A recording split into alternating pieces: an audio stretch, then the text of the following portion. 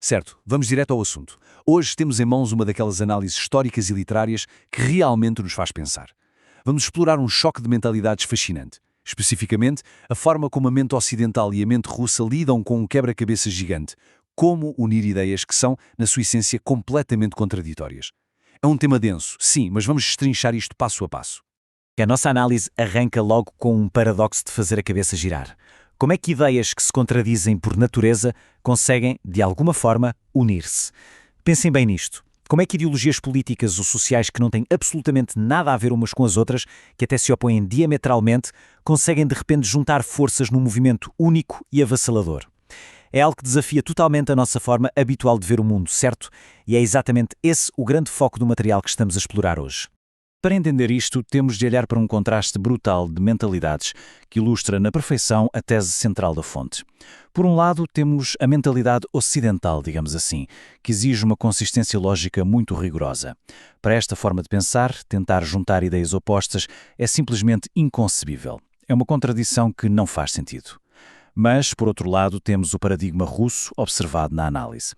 E aqui a abordagem vira o jogo completamente.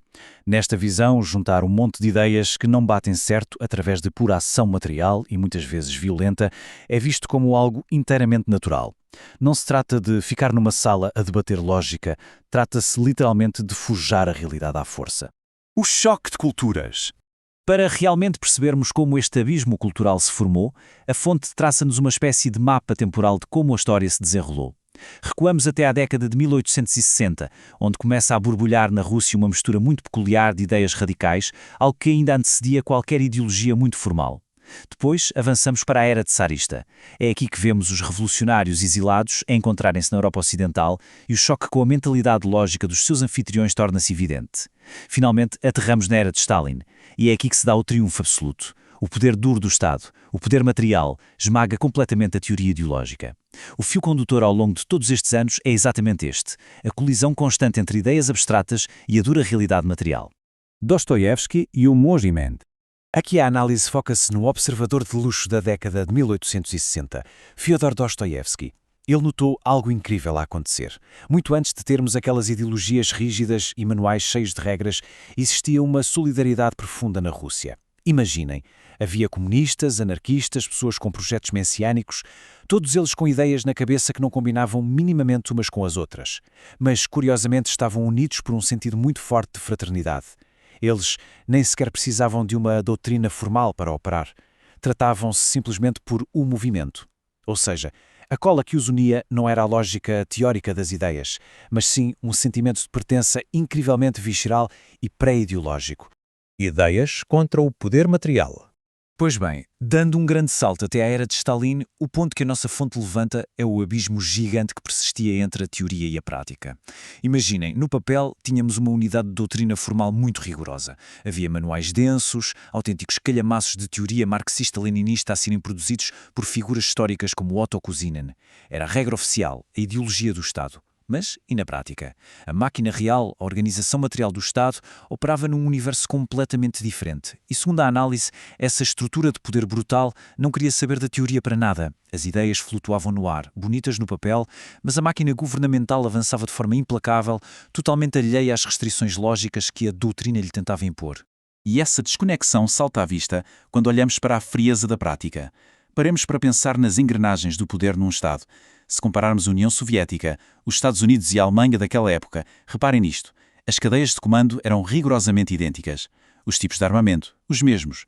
Até o treino básico de um soldado não tinha qualquer diferença prática, fosse ele treinado num sistema comunista ou não. Ou seja, a estrutura material provou que funciona de forma totalmente independente daquele verniz ideológico. Quando chega um momento decisivo, o que conta é defender o poder militar e estrutural, e não a pureza da teoria. Sob os olhos do Ocidente. Para dar um pouco mais de cor e contexto dramático a este choque, a fonte traz à baila o famoso romance de Joseph Conrad, Sob os Olhos do Ocidente. A história passa-se numa Genebra cheia de exilados russos ali durante a época do tsarismo. E temos uma cena brilhante, um professor de inglês a conversar com uma jovem russa, que é sensível e cuja família esteve tragicamente envolvida na Revolução. É o cenário absolutamente perfeito, um verdadeiro laboratório literário para colocar duas visões de mundo diametralmente opostas frente a frente numa conversa. O nosso professor inglês é, na verdade, a personificação dessa tal lógica ocidental.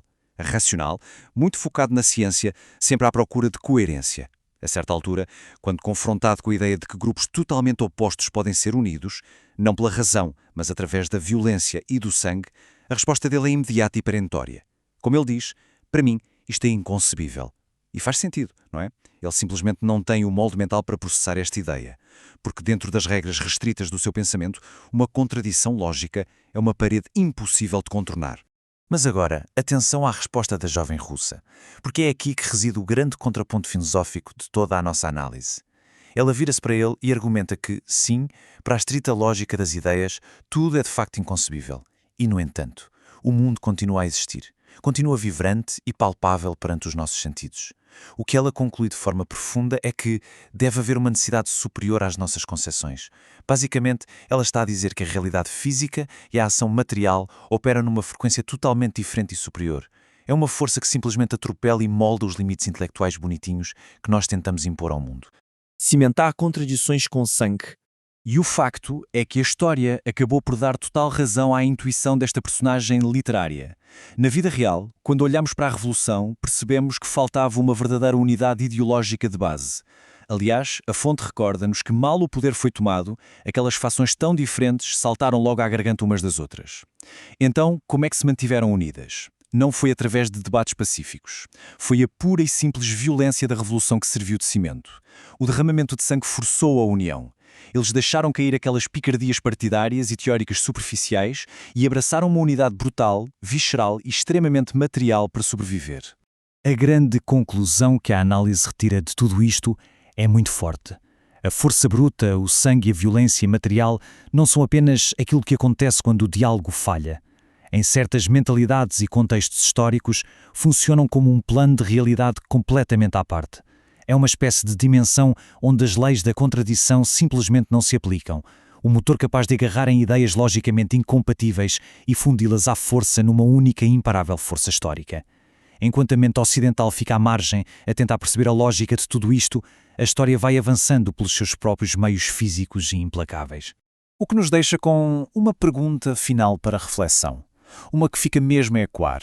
Se a nossa tão adorada lógica formal falha repetidamente em explicar as engrenagens cruas da história, então, quando olhamos para as manchetes do mundo de hoje, o que é que nos estará a passar completamente ao lado?